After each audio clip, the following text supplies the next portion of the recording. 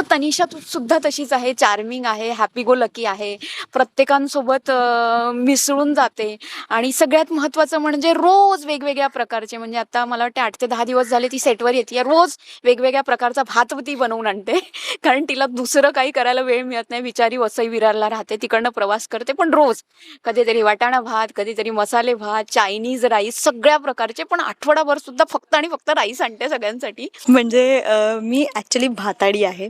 मला फक्त भात आवडतो. मी पोळ्या नाही खात जास्त.